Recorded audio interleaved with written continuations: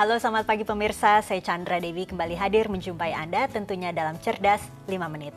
Dan pagi ini kita akan berbicara seputar bagaimana memilih agen asuransi. Dan di studio Metro Manulife saya telah ditemani oleh seorang pakar pelatihan sumber daya manusia, Bapak James Gwi. Selamat pagi Pak James. Selamat pagi Pak Chandra. Pak James, ini kalau kita sebagai nasabah memilih seorang agen asuransi, salah satunya pasti yang akan kita lihat yaitu dari kepemilikan lisensinya. Pasti. Sebagai seorang agen asuransi, ya Pak James ya. Nah, adakah hal lain yang kiranya harus dimiliki, harus kita ketahui sebelum kita memilih seorang agen asuransi jiwa? Sebenarnya hal yang paling mendasar adalah trust ya. Karena asuransi ini adalah satu produk yang berjangka panjang ya. Dan kita butuh agen itu di saat di mana kita sangat membutuhkan. So can you trust this person? Trust itu adalah kalau kita kenal orang ini. Dari dulu kita sudah kenal, mungkin saudara ya. Kita tahu orang ini responsible, reliable ya. Trust ada. Atau kalau kita belum kenal orang itu, apakah kita dapat referensi dari teman dan teman kita yang bilang dia sudah jadi agen saya sudah sekian lama ya, bolehlah orang ini boleh kita percayalah ya, he's very trustworthy, so referral dan trust. Jadi poinnya adalah can you trust this person? Tapi kalau berbicara mengenai kriteria, kiranya adakah kriteria yang dikatakan ini adalah seorang ciri-ciri agen asuransi yang baik dan ini adalah ciri-ciri agen asuransi yang tidak baik? Adakah kriterianya? Kriteria yang selain dari trust, karena kadang-kadang kita belum kenal orang itu dan nggak ada referensi, cold call gitu ya.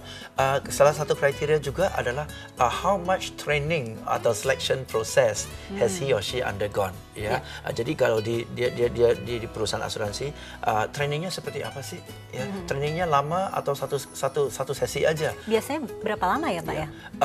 Tergantung perusahaannya ya. Perusahaan yang semakin quality conscious akan agennya, semakin trainingnya lama dan komprehensif ya. Jadi kalau trainingnya sudah lama dan agen itu sudah lewati training yang sekian lama ini, bisa kurang lebih kita tarik kesimpulan bahwa at least this person is committed. Bisa diberikan barangkali contoh nyatanya bagaimana sebuah perusahaan mentraining calon agen-agennya? Oke, misalnya Manulife ya. Manulife pun ada a series of training ya.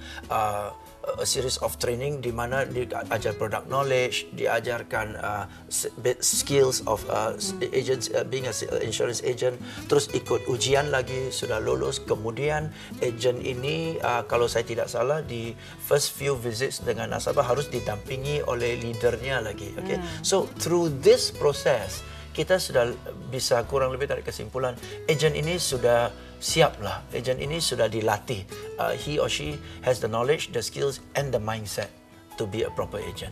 Nah kadang-kadang ini ya Pak James, barangkali pemirsa juga pernah menemukan nasabah dari agen asuransi ini yang mengalami agennya tidak membantu, berbeda sekali dibandingkan pada saat pertama kali menawarkan produk. Pendapat Pak James bagaimana? Nah itulah problemnya kalau kita beli kucing dalam karung ya. So the problem surfaces when the problem comes ya.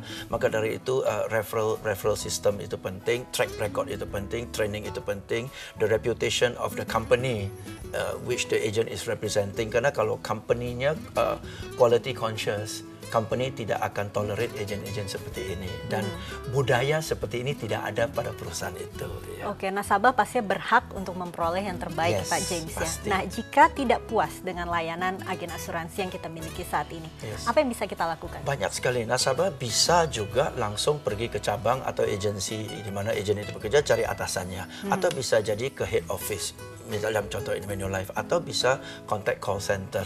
There are so many ways that the nasabah bisa exercise haknya ya.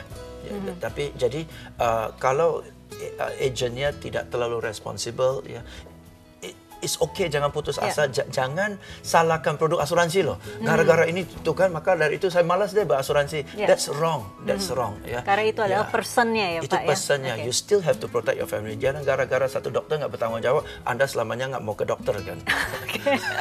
Baik Pak James, terima kasih sekali atas kehadirannya. Itu perumpamaan yang bagus sekali ya Pak ya. Terima kasih. Namun saya harus mengakhiri perbincangan kita kali ini pemirsa. Saya Chandra Dewi, Cerdas 5 Menit, Cerdas Finansial. Sampai jumpa.